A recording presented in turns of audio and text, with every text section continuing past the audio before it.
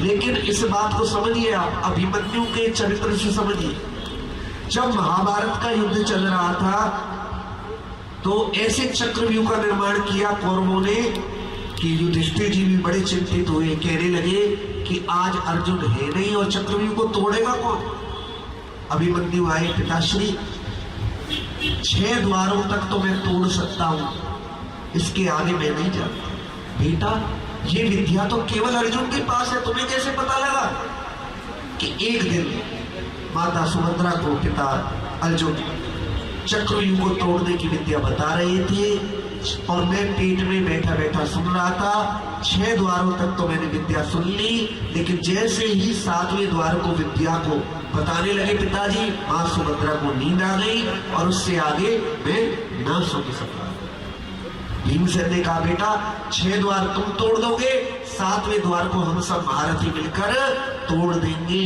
ऐसे वीर है अभिमन्यु है। और की तो बात ही क्या, गर्व में करता नहीं, मामा तथा निज तात से भी समर में डरता नहीं। ऐसे वीर अभिमन्यु। कैसे, किस लिए? गर्भावस्था के कारण। और ज्यादा दूर की बात नहीं है, एक बहन जी है, अभी उन्होंने दक्षिण में रिसर्च की है। उन्होंने लिखा है कि जब मेरी बेटी गर्भ में थी तो मैंने भारी संसार से बिल्कुल संपर्क तोड़ दिया, मोबाइल टीवी सबसे, और मैं केवल भगवान के नाम को लेती थी और भगवान के भजन में लगी रहती थी। आज जब उनकी खबर आती है कि बेटियां भक्ति में उनसे भी ज्यादा आगे हैं, जैसा बीज होता है ना वैसा ही वृक्ष होता है। हमसे गलती क्या होती है, गर्भावस्था में तो हम अंधे हो जाते, भूल जाते, फिर उसके बाद जब संतान निकम्मी होती है, गुरु जी कुछ करो, कुछ इसे मंत्र बताओ। भैया भैया एक बात ध्यान रखना, जो कुम्हार होता है गीली मिट्टी को ही आकार दे सकता है। जब बर्तन पक जाए और ये कहो कि टेढ़ा है मेढ़ा है, फिर कुम्हार कुछ नहीं कर सकता, उसके हाथ से बाहर की बात हो जाती है। उसी प्रकार यदि जीवन में आप चाहते हो कि आपकी संतान भगवान की भक्त हो, आपकी सेवा करे, बुढ़ापे में आपका आदर करे, तो 9 महीने सुधार लो, केवल 9 महीने भगवान की भक्ति में लग जाओ। मोबाइल को रख दो एक तरफ, टीवी पर पैक करके ऊपर रख दो, अलमारी के ऊपर, और भगवान का नाम लो, भगवान की कथा सुनिए। केवल कथा सुनने के लिए मोबाइल की छूट है, बाकी और किसी काम के लिए लगे। कैसे कराने लगे? हरे कृष्ण कृष्ण कृष्ण हरे हरे, हरे राम हरे राम। ताली बजाते हुए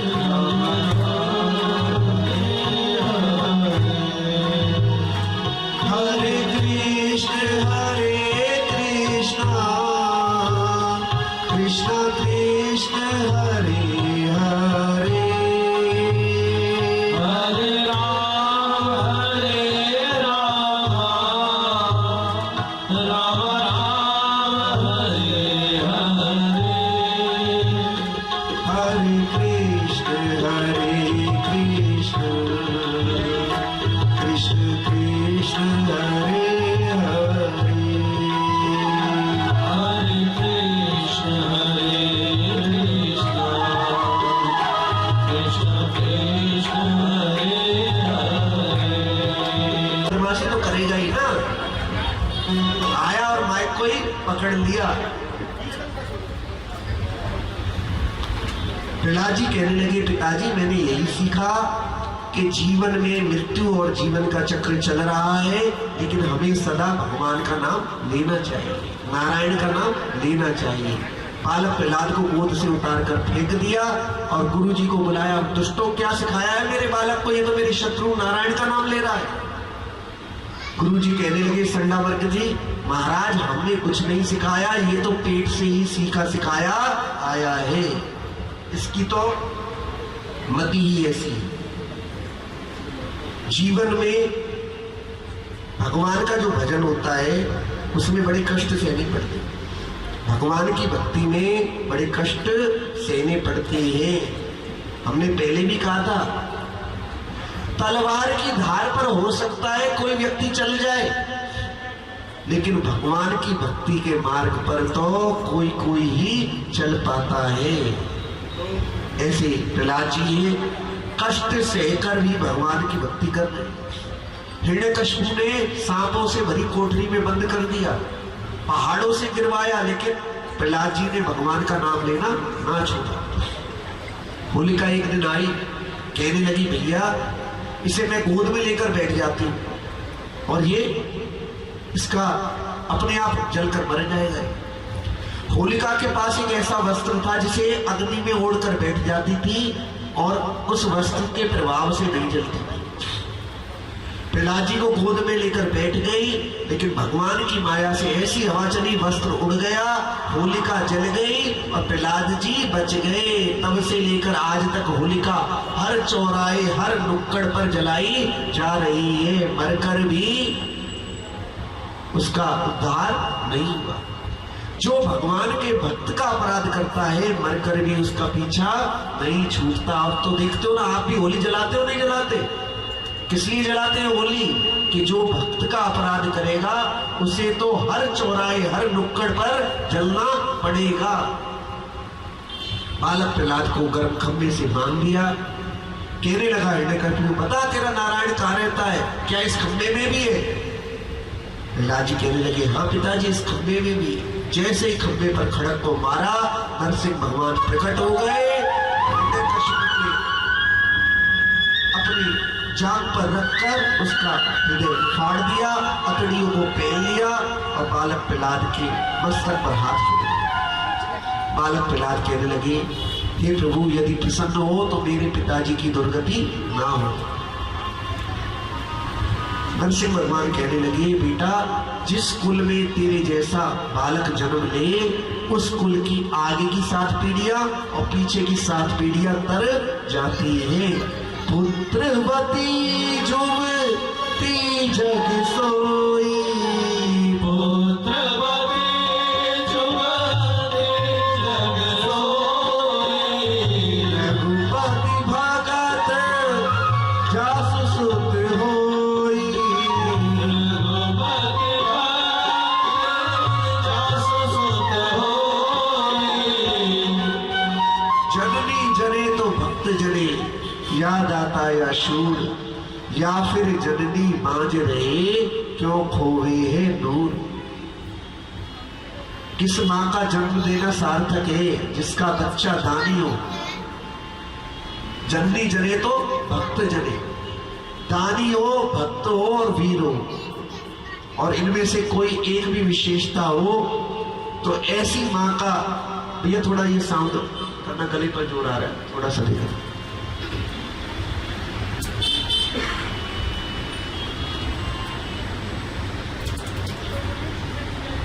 जो दानी हो भक्त हो वीर हो ऐसे बालक को जन्म देना ही एक मां के जन्म की सार्थकता है। क्योंकि संसार में ऐसे लोग ही संसार के अंदर समाज के कल्याण का कार्य कर पाते हैं। धन बहुतों के पास होता है लेकिन हृदय किसी किसी के पास ही होता है। समय बहुत लोगों के पास होता है लेकिन धर्म के कार्य में समय खर्च करने का दिल किसी किसी के पास ही होता है। ये भगवान की बहुत बड़ी लीला है कि हर एक से सेवा नहीं लेते बल्कि जिससे चाहते हैं उसी से ही सेवा लेते हैं।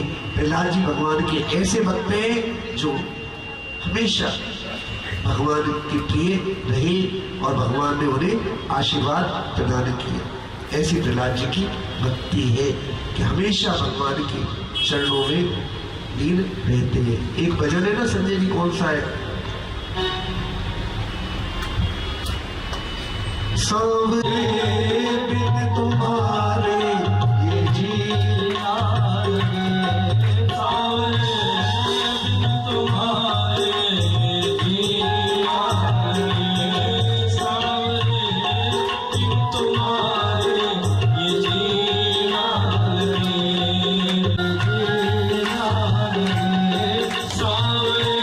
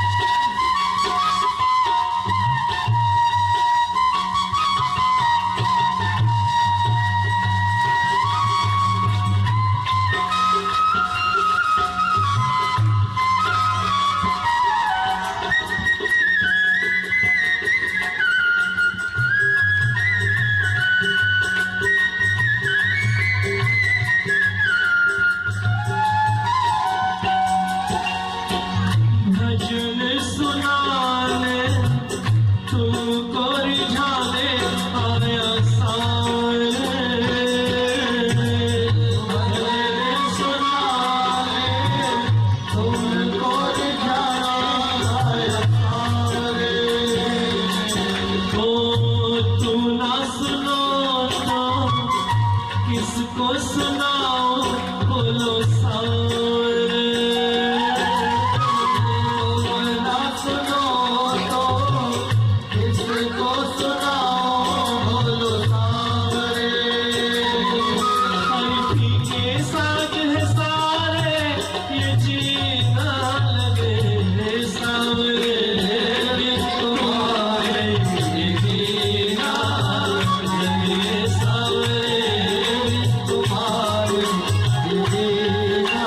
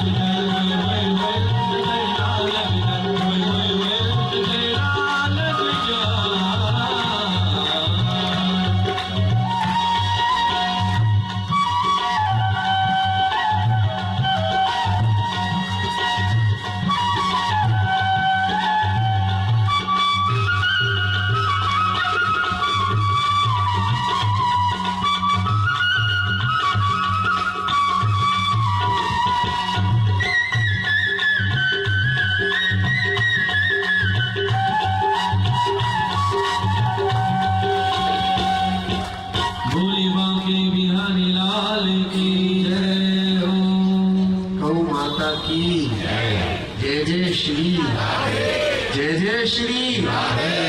गौ माता के लिए रोटी कौन कौन लेकर आता है? नेक्स्ट सीधी के वहां में तो एक पिकनी में आ जाए 5 किलो आ रही और हाथ सबने खड़े कर रहे हैं कि हम भी लेके आते हैं। तो रोटी कहाँ जा रही है पंडित जी?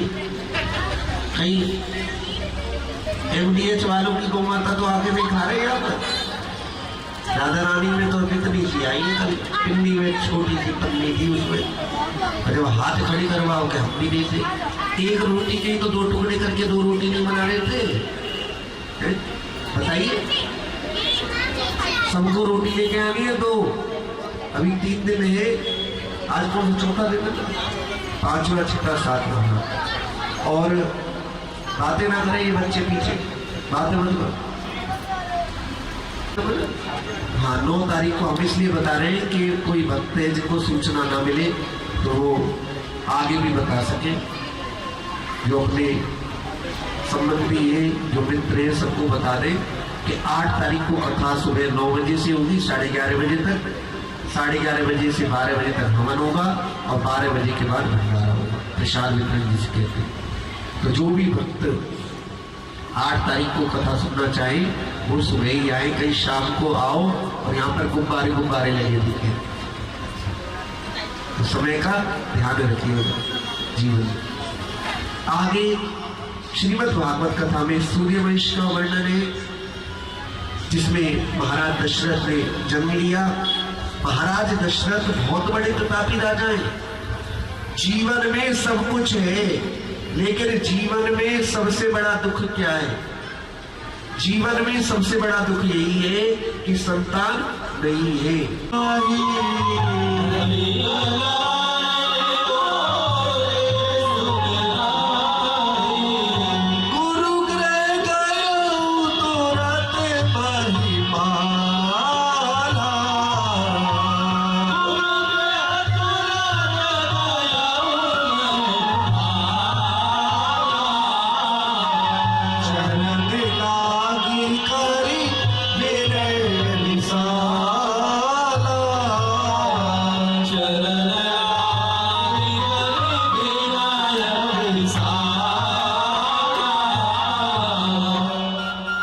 दशरथ पहुंचे कहां पर?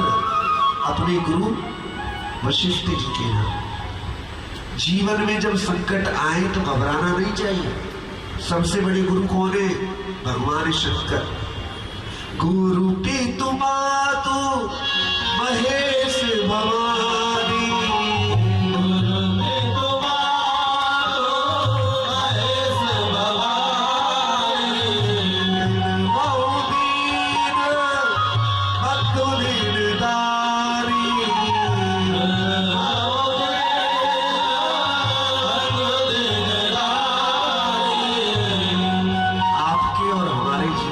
संकट आ जाए तो क्या करना चाहिए?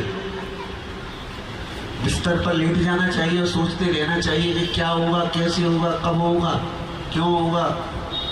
नहीं। ऐसी स्थिति में जब जीवन के सारे रास्ते बंद हो जाएं, तब ऐसी स्थिति में भगवान भोलेनाथ के दर पर जाकर 11 बेलपत्र चढ़ानी चाहिए। वो कौन सी मैया है जो हमसे वादा किया था बेलपत्र लेके आऊंगी? व्यासपीठ में तो कुछ नहीं रखा, चॉकलेट रखी थी, वो टपक गई अभी।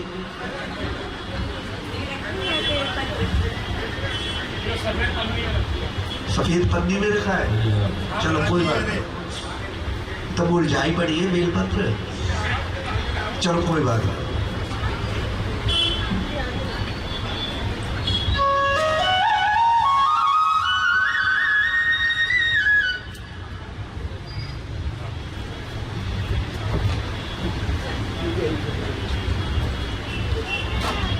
लेके आयो। हर हर हर हर, पाप हर, कष्ट हर, रोग हर, शोक हर, दारिद्र्य हर, हर हर महादेव। जीवन में जो कष्ट लगी, आप तो एक पुत्र के लिए आए हो, लेकिन मैं आशीर्वाद देता हूं कि आपको एक नहीं 4 पुत्र होंगे। श्रृंगी ऋषि वशिष्ठ बुलावा, पुत्र काम शुभ यज्ञ करावा। श्रृंगी ऋषि को बुलाकर पुत्रेष्टि यज्ञ किया और अग्नि देवता खीर को लेकर प्रकट हो गए। तीनों रानियों को खीर बांटी गई और उचित समय आने पर राम जी का जन्म हुआ। नौमी तिथि मधुमास पुनीता, नौमी तिथि मधुमास पुनीता, शुक्ल पक्ष अभिजित हरि प्रीता, शुक्ल पक्ष अभिजित हरि प्रीता, मध्य दिवस अति शीतल माध्य दिवस अति शीतल पावन काल लोक विश्राम, पावन काल लोक विश्राम। नौमी तिथि को राम जी का जन्म हुआ। अब प्रश्न उठता है कि नौमी तिथि को ही क्यों हुआ? किसी भी तिथि को हो सकता था, नौमी तिथि को ही क्यों हुआ? अंकों में सबसे बड़ा अंक कौन सा होता है? कौन सा अंक होता है जी सबसे बड़ा? है जी, जोर से बोलो, सुनाई नहीं दे रहा। नौ, नौ होता है ना, सबसे बड़ा अंक है 9। और भगवान जगत में क्या है? सबसे बड़े। इसलिए भगवान ने नौवीं तिथि का ही चुनाव किया कि मैं जाऊंगा तो सबसे बड़ी तिथि को ही जाऊंगा। नौवीं तिथि, नौवीं तिथि मधुमास पुनीता, भगवान का अवतार हुआ और बहुत ही जीवन में उल्लास आया। महाराज दशरथ की गुरु जी ने नाम रखा, जो सुख धाम राम असना, सुख धाम राम रसना, पावन काल लोक विश्राम, पावन काल लोक विश्राम। जो सुख के धाम है उनका क्या नाम रखा गया? राम। जो पूरे संसार को विश्राम देने वाले हैं वे राम है। जो सुखधाम राम असनामा, पावन काल लोक विश्रामा, विश्व भरण पोषण कर जोई, ताकर नाम भरत होई। जो पूरे संसार का भरण पोषण करने वाले हैं उनका नाम क्या रखा गया? भरत। और जाके सुमिरन तेरे पुता,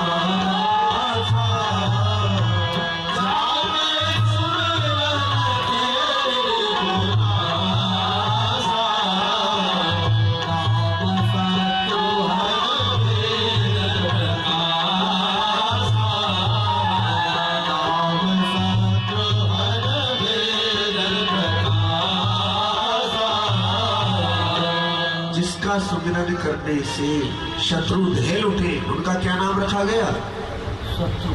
शत्रुघ्न। शत्रुओं को जो नष्ट कर दे उनका नाम शत्रुघ्न। लक्षण धाम राम प्रिय, सकल जगत आधार, गुरु वशिष्ठ तेरा लक्ष्मण एक बार हमारे कलाकार भाइयों के लिए जोरदार ताली। हमें तो कथा कहने का मौका कम ही मिलता है, हमारे जो भक्त हैं वो चौपाई को पूरी कर देते हैं। तो एक बार फिर से जोरदार ताली। लक्षण धाम राम प्रिय, सकल जगत आधार, गुरु वशिष्ठ तेई राखा, लक्ष्मण नाम उदार। लक्ष्मण का क्या मतलब है? जिसने अपने मन का लक्ष्य राम जी के चरणों को बना रखा है, या जिसके जीवन का लक्ष्य ही राम है, उसी का नाम लक्ष्मण है। जिसने मन का लक्ष्य किसको बना रखा है? राम को। ऐसे राम जी तीनों भाइयों के साथ क्रीड़ा कर रहे हैं और यशोदा मैया उनकी जैसे कन्हैया की लीलाओं का आनंद लेती है, वैसे ही कौशल्या मैया भी राम जी की लीलाओं का आनंद ले रहे हैं। ठुमक चलत राम चल ताली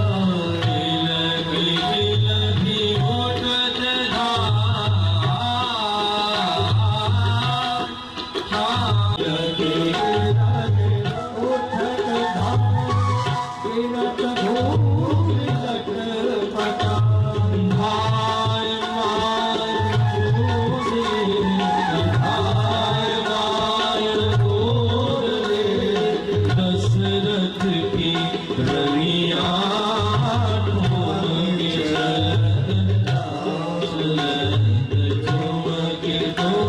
हुए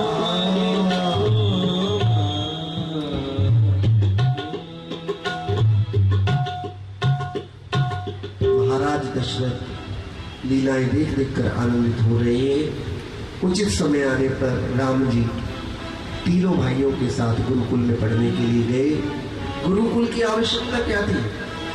गुरुकुल की आवश्यकता ये थी कि गुरुकुल में जाकर जब एक राजा का पुत्र भी एक साधारण व्यक्ति के कष्टों को देख लेता था तो राजा बनकर साधारण व्यक्ति के क्या कष्ट होते हैं उसे पता होता था, और जिसे कष्ट पता हो वही कष्टों को दूर करने का प्रयास करते थे राजा।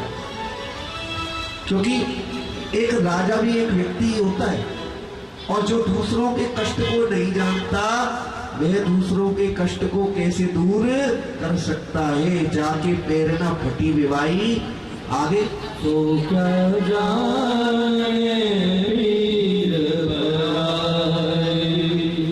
जिसकी के बनकर राजकुमारों को रहना पड़ता था, और जब वो साधारण व्यक्ति के कष्टों को जानते थे तो उन साधारण व्यक्ति के कष्टों को राजा बनकर दूर करते थे। इसका दूसरा कारण भी होता था, बहुत आध्यात्मिक कारण। देखिए, जीवन की यात्रा शुरू होती थी मन से, और राजा कितना भी चक्रवर्ती राजा हो लेकिन भगवान का भजन करने के लिए आना कहां पड़ता था? आना पड़ता था मन के अंदर। मन बच्चों को अच्छा रोजगार कैसे दिया जाए इस बात की बड़ी चिंता होती है, लेकिन एक मानव के अंदर नैतिक गुणों का विकास कैसे किया जाए इस बात की चिंता नहीं होती। जबकि गुरुकुल में सारे वेद शास्त्र, उपनिषद, पुराण, ज्योतिष शास्त्र सब कुछ सिखाया जाता था। शास्त्र के साथ शस्त्र की भी विद्या दी जाती थी। शास्त्र के साथ शस्त्र की भी विद्या सिखाई जाती थी। क्यों? क्योंकि जीवन में शास्त्र के साथ शस्त्र भी जरूरी है। किसी विद्वान ने कहा है, शस्त्र थाम लो हाथों में, शस्त्र में शास्त्र पछताते और रोते हैं। ऋषियों के यज्ञों की रक्षा तभी होती है जब पहरे पर धनुर्धर राम खड़े होते हैं। गुरु साहब को पढ़ाते हैं, उन्हें शिक्षा की क्या आवश्यकता है, लेकिन भगवान भी एक मानव की तरह शिक्षा ग्रहण कर रहे हैं। गुरु ग्रह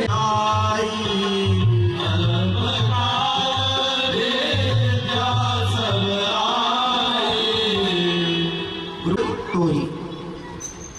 हे राजन, हमें अपने राम और लक्ष्मण को दे दो। और महाराज दशरथ कहने लगे, महाराज ये तो बिल्कुल छोटे छोटे बालक हैं, इन्हें आपके यज्ञ की रक्षा कैसे करेंगे, आप मुझसे आदेश कीजिए। क्या कहा?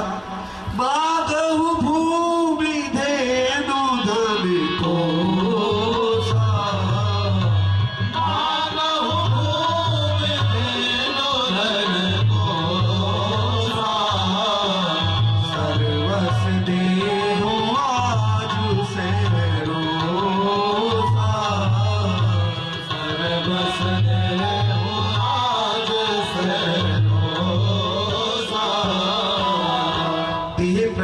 प्रिय कछुनाई सो मुनि देव निमिषेक माई। आप राम और लक्ष्मण को क्यों मांगना चाहते हैं? आप मुझसे आज्ञा कीजिए, मैं प्राणों को देकर भी आपके यज्ञ की रक्षा करूंगा। यह सुनकर विश्वामित्र जी बड़े क्रोधित हुए। महाराज, धर्म की बातें करना, बड़ी बड़ी बातें करना बहुत आसान है, और जब पुत्र को देने की बारी आई तो आप पीठ दिखा रहे हो। गुरु वशिष्ठ जी ने समझाया, विश्वामित्र जी तो खुद ही राक्षसों का नाश करने में समर्थ हैं, लेकिन हे राजन, हे दशरथ जी, आप भेज दीजिए बिना किसी सहयोग संकोच के। और राम जी और लक्ष्मण जी को महाराज दशरथ ने भरे मन से विदा कर दिया।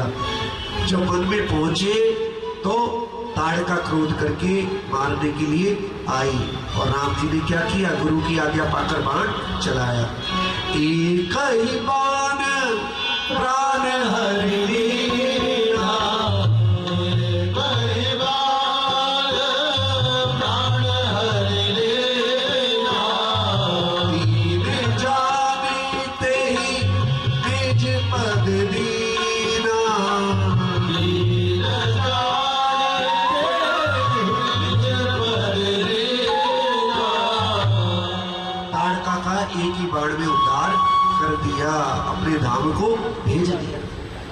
आगे चले, गुरु विश्वामित्र जी कहने लगे, गौतम नारी श्राप बस उपल देह धरि धीर, चरण कमल रज चारि, कृपा करो रघुवीर। हे राम जी, गौतम नारी अहिल्या है, वो शाप के कारण पाषाण बन गई है, इसलिए आप कृपा कीजिए। कुछ विद्वान कहते हैं कि राम जी ने चरण छुआए, लेकिन ऐसा नहीं है, चरण नहीं छुआए। तेज हवा चली और राम जी के चरणों की धूल उड़कर जैसे ही पाषाण पर लगी, गौतम नारी अहिल्या पाषाण से नारी बन गई। क्या कहने लगी? पर सद पद पावन शोक न सावन, प्रगट भई तप देखत रघुनायक जन सुखदायक, सन्मुख होई कर जोर नहीं, अति प्रेम अधीरा पुलक शरीरा, मुख नहीं आवल बचन कहे, अतिशय बड़ भागे चरण निरारी, जुगल रघुवन कीना प्रभु गमुचीना, रघुपति कृपा भगति पाई, अति निर्मल वाणी अस्तुति पाई, ज्ञान गुणी जय रघुराई।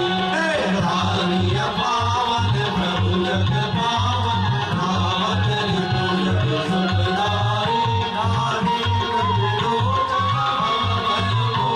राम जी को सबसे पहले दर्शन सीता मैया को दर्शन कहां पर हुए? राम जी के पुष्प वाटिका में। सीता मैया ने गौरी मैया से यही मांगा कि राम जी मुझे पति रूप में मिले। स्वयंवर का दिन आ गया। राम जी, लक्ष्मण जी और गुरु विश्वामित्र जी के साथ पहुंचे, वहां बैठे थे। एक एक करके बड़े बड़े प्रतापी राजा आए, लेकिन धनुष को हिला भी ना सके। महाराज जनक बहुत उदास हो गए, बहुत निराश हो गए। निराश होकर कह भी दिया, हे देश देश के राजाओं, मैं किसे कहूं बलशाली है, मैंने तो निश्चय समझ लिया, पृथ्वी वीरों से खाली है। और जैसे ये बात कही, लक्ष्मण जी ने कह दिया, पिताजी की आयु के हैं। क्या कहा? कहीं जन दिए अनुचित बात, ना पिताजी ना कुछ और, कहीं जन दिए अनुचित बात। पाट को उछाल दूं, गेंद के समान फोड़ दूं। विश्वामित्र जी ने कहा बस अपना स्थान ग्रहण करो। विश्वामित्र समय शुभ जानी, बोले अति स्नेह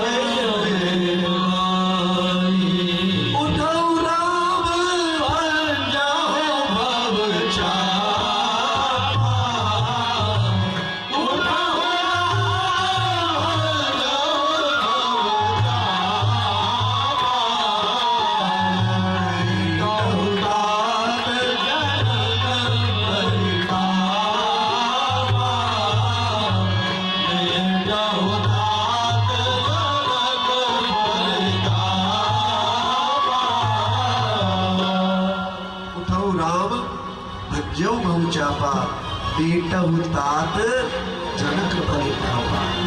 हे राम, अब उठो और इस धनुष को बंद करो। बातें मत करो भैया, ये हालचाल बाद में ले लियो। जिस सखी कमुना जा रहे हैं यहीं पे रिंग दीजिए, हम तो चले जाएंगे पर हमारे बालू रिंग दी। क्या वजह से? आ जाओ, बैठ जाओ, सीट ना मिल रही तो यहाँ पे आ जाओ, पास आ जाओ, आगे आ जाओ। बोल धनुष को उठा लिया। जैसे ही उस पर प्रत्यंचा चढ़ाने लगे, धनुष चटक कर टूट गया। बहुत तेज आवाज हुई और उसी समय परशुराम जी का आगमन हुआ।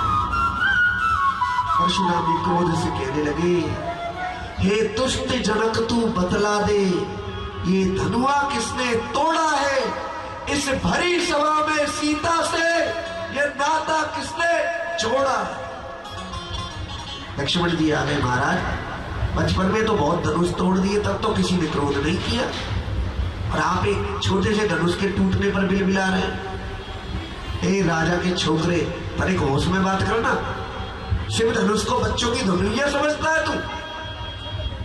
ब्राह्मण देवता, आपको धनुष में भेद दिखाई देता होगा। हम तो क्षत्रिय हैं, धनुष बाण से खेलना हमारा नित्य का कर्म है। विश्वामित्र, इस दुष्ट बालक को मेरी आंखों से दूर कर दो। लक्ष्मण जी कहने लगे, महाराज आप अपनी आंखें बंद कर लो, मैं दिखाई नहीं दूंगा। क्रोध बढ़ाने लगे। राम जी आए, कहने लगे कि मुझे इस बात का बड़ा दुख है कि मेरा तो छोटा सा नाम है राम, लेकिन आपका परशु सहित परशुराम, लेकिन आपने अपने दास को अभी तक नहीं पहचाना। और जैसे ही परशुराम जी ने ध्यान से देखा, राम जी के अंदर नारायण के दर्शन हुए। क्या कहा परशुराम जी ने? राम रमापति कर धनु ले हो, राम रमापति कर धनु ले हो, जहु चाप मिटै संदेह हो, जहु चाप मिटै संदेह हो। राम रमापति कर धनु लेहू, खेचौ चाप मिटई संदेहु। हे राम जी, इस धनुष पर यदि बाण चढ़ा दिया तो मैं मान लूंगा कि आप ही नारायण हो। राम जी ने कहा, बाण तो चढ़ गया, लेकिन किसको नष्ट करूं? परशुराम जी कहने लगे, हमारे पुण्यों को नष्ट कर दो। प्रश्न उठता है, भगवान के सामने भक्त क्या कहता है? मेरे पापों को नष्ट कर दो। और परशुराम जी क्या कह रहे हैं? मेरे पुण्यों को नष्ट कर दो। क्यों? जो पुण्य भगवान को पहचानने से इनकार कर दे, ऐसा पुण्य भी भगवान से दूर ले जाता है। मैंने बहुत सारी साड़ियां बांटी गरीबों में, मेरे जैसा कोई दानी होगा नहीं। मैं वहां पे गई थी, वहां पे 108 लोगों को भोजन करा के आई हूं गुरुजी, कोई नहीं था मेरे सिवाय। ऐसे पुण्य जो जीवन में अभिमान पैदा कर दे, तो ऐसे पुण्य भी 2 कोड़ी के बराबर नहीं होते। ऐसे पुण्यों का नष्ट हो जाना ही अच्छा है। बोल सियावर रामचंद्र की जय। रघुबर जी के संग परन लगे, हरे हरे सिया रघुबर जी के संग हरे हरे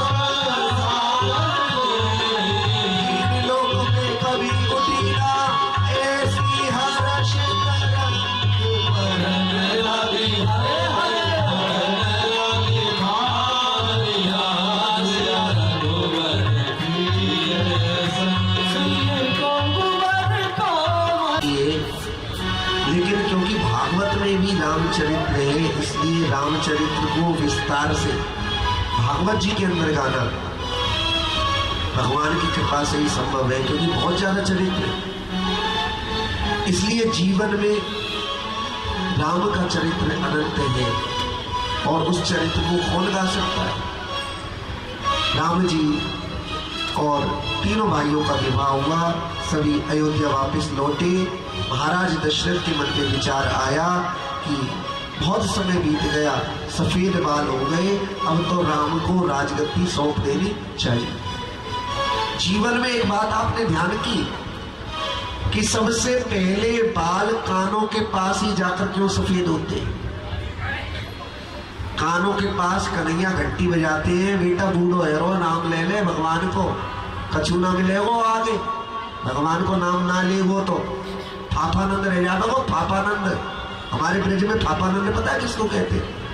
फाफानंद कहते हैं जिसके पास कुछ भी ना हो, तो कान के पास घंटी बजाते हैं कन्हैया बाल सफेद करके। हमारे ऊपर भी बजा दी वैसे घंटी, तो हमारे भी सफेद हो गए। कान के पास इसलिए सफेद करते हैं, पहली घंटी बजती है बाल सफेद हो गए, मतलब भगवान के भजन में लग जाओ। फिर क्या करते हैं हमारे जैसे, हम तो नहीं करते, खैर कभी करेंगे भी नहीं। क्या कहते हैं उसको अंग्रेजी में? डाई। बालों को काला कर लेते हैं कान के बाद, भगवान जी की घंटी को सुनते नहीं, डाई कर लेते हैं। उसके बाद भगवान फिर दूसरी घंटी बजाते हैं, आंखों को कमजोर कर देते हैं। फिर क्या करते हैं, 2 आंखों से 4 आंखों पर आ जाते हैं, चश्मा लगा लेते हैं। दांतों को कमजोर कर देते हैं, तो फिर दांतों का भी आजकल इलाज है। जीवन में एक बात का ध्यान रखिए, धन यौवन जाएंगे और हो गया वनवास। राम जी पिता की आज्ञा का पालन करते हुए चले। दशरथ जी ने बहुत समझाया, तुम मुझसे विद्रोह कर दो। राम जी ने कहा, मैं जानता था पिताजी आप यही कहोगे, लेकिन जिसका पिता इतना धर्मात्मा हो उसका पुत्र ऐसा कैसे कर सकता है? क्यों? रघुकुल रीति सदा चली आई, रघुकुल रीति सदा चली आई, प्राण जाए पर वचन न जाई, प्राण जाए पर वचन न जाए। रघुकुल रीति सदा चली आई, प्राण जाए पर वचन न जाए। जीवन में एक बात का ध्यान दे रखिएगा, अगर मुंह से कोई बात निकाल दी तो फिर इस बात को उस बात को पूरा कीजिए, क्योंकि जीवन में प्राणों का ज्यादा महत्व नहीं है। प्राण तो एक दिन जाएंगे, लेकिन जीवन में अगर किसी से भी वायदा किया है कि बेटी का विवाह कराऊंगा, तो उसके साथ दो उसका। जो लोग केवल झूठी वाहवाही के लिए कुछ भी कह देते हैं, उन्हें बाद में बड़ी कष्ट भुगतने पड़ते हैं। इसलिए या तो कोई कहो मत, नहीं तो इस चौपाई को याद रखो, रघुकुल रीति सदा चली आई, प्राण जाए पर वचन न जाई। हमारा वचन झूठा नहीं होना चाहिए। लेकिन लौटे नहीं और चरण पादुका रखकर भरत जी राज्य को संभालने लगे। राम जी दंडक वन में पहुंचे, शूर्पणखा आई, नाक काट दी लक्ष्मण ने और खरदूषण का भी वध किया। रावण एक सन्यासी का वेश बनाकर आया और सीता मैया को हरकर ले गया। शबरी मैया से राम जी की भेंट हुई, हनुमान जी से मित्रता हुई और वानर भालुओं की सहायता से राम जी ने अपने जो शत्रु है रावण उसका वध किया। सीता मैया को वापस लेकर राम जी अयोध्या लौटे और सीता मैया को अपने साथ विराजमान किया। राम राज्य में कोई भी दुख नहीं है। शेर और बकरी एक साथ एक ही घाट पर पानी पीते हैं। देखिए राम कथा वैसे 9 दिन की है, लेकिन इस कथा में रस इतना है कि जब हम बोलते हैं तो हमें लगता है ये भी कह दे, ये भी कह दे, ये भी कह दे, और फिर होता क्या है, बाद में जाकर ये याद आता है कि 6:15 हो गए, कन्हैया का जन्म भी होना है। यही याद आता है ना। तो हमारे भक्तों के चेहरे बता रहे थे सबको क्योंकि जब उदास हो जाते तो हमें पता लग जाता है इन्हें भूख लगी आई और ज्यादा देर मत बैठाओ। बोल सियावर रामचंद्र की। दैहिक दैविक भौतिक इष्ट राम जी और सीता मैया का फिर से वियोग नहीं कराना चाहते। लवकुश कांड आपको वाल्मीकि रामायण में मिलेगा, लेकिन तुलसीकृत रामचरितमानस में लवकुश कांड नहीं है। हम भी अपने राम जी और सीता मैया को चरणों में बार बार प्रणाम करते हुए आगे बढ़ते हैं। आगे चंद्रवंश का वर्णन है। कालनेमी का अवतार है कंस। कालनेमी का अवतार, जो कालनेमी है ना राम जी के समय, उसका अवतार है कंस, जो कृष्ण के समय में कंस बनकर आ गया है। राजा लेवक की पुत्री है देवकी, और जो देवकी थी कंस की चचेरी बहन थी, सगी बहन नहीं थी। कंस की कैसी बहन थी? चचेरी बहन। कंस की चचेरी बहन थी देवकी। कंस बहुत क्रूर है और अपनी छवि को सुधारने के लिए वसुदेव देवकी का बड़े प्रेम से विवाह हो रहा है, करवा रहा है। तभी आकाशवाणी हुई, हे कंस, जिसका विवाह इतनी धूमधाम से करा रहा है ना, उसी के 8वें गर्भ से तेरी मृत्यु होगी। बहुत क्रोध आया और देवकी जी के केशों को पकड़कर घसीटने लगा। वसुदेव जी ने वचन दिया कि राजन एक एक करके संतान आपको देता है। कारागार में डाल दिया, एक एक करके 6 संतान मार दी। 7वें गर्भ में बलराम जी आए और योग माया ने बलराम जी को रोहिणी मैया के गर्भ में स्थापित कर दिया। 8वें गर्भ में कन्हैया आए। जब से देवकी मैया के गर्भ में कन्हैया आए हैं, तब से उनकी शोभा देखते ही बनती है। भादो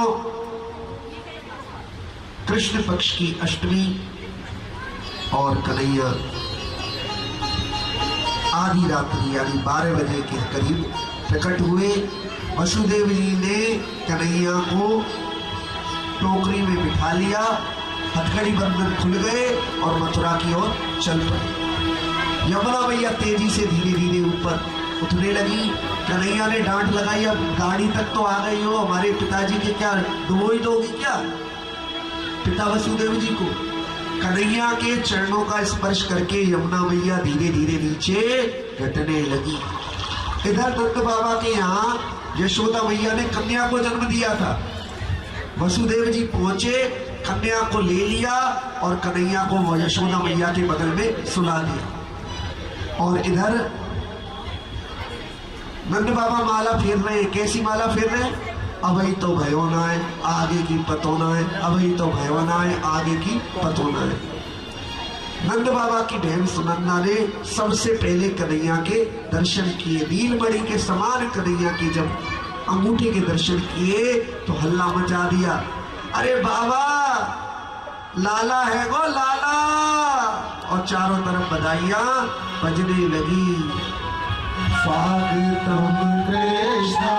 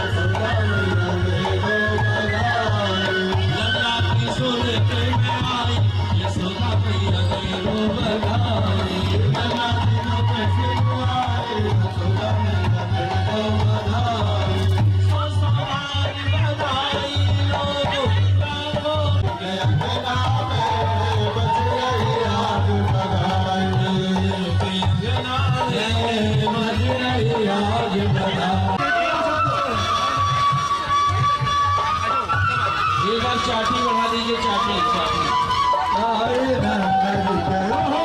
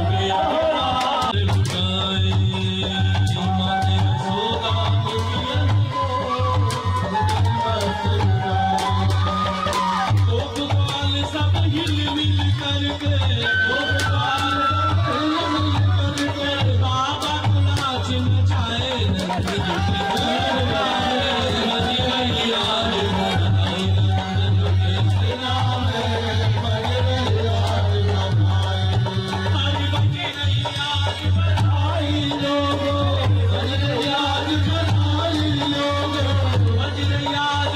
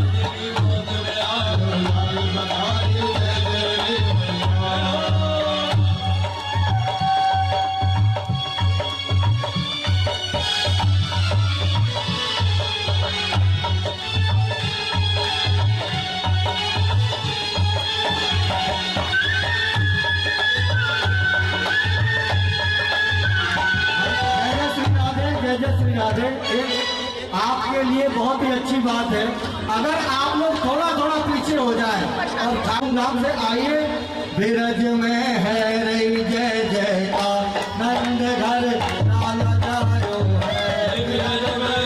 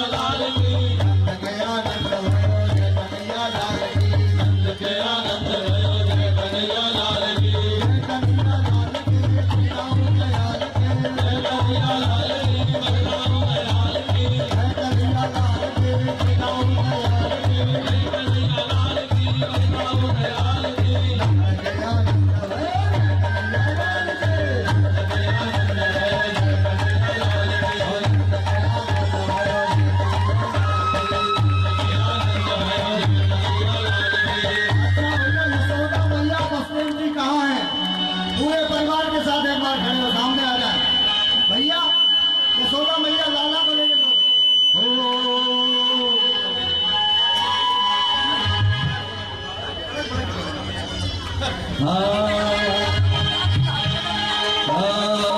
मेरा बड़ा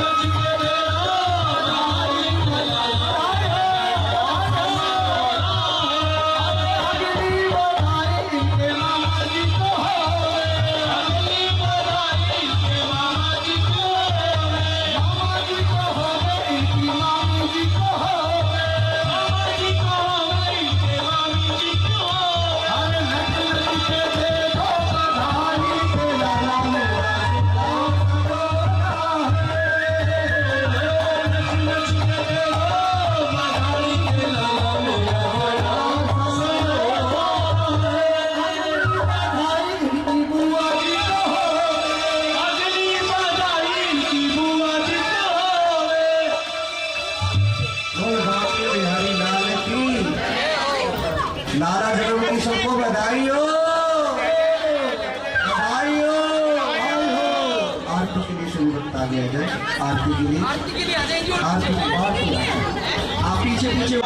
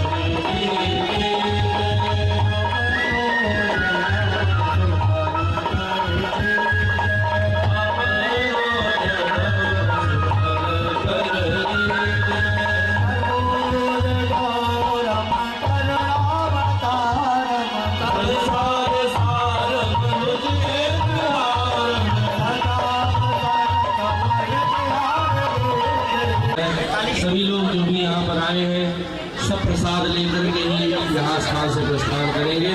इतनी सबसे बार बार बात सब लोग फर्स्ट फ्लोर पे प्रसाद की व्यवस्था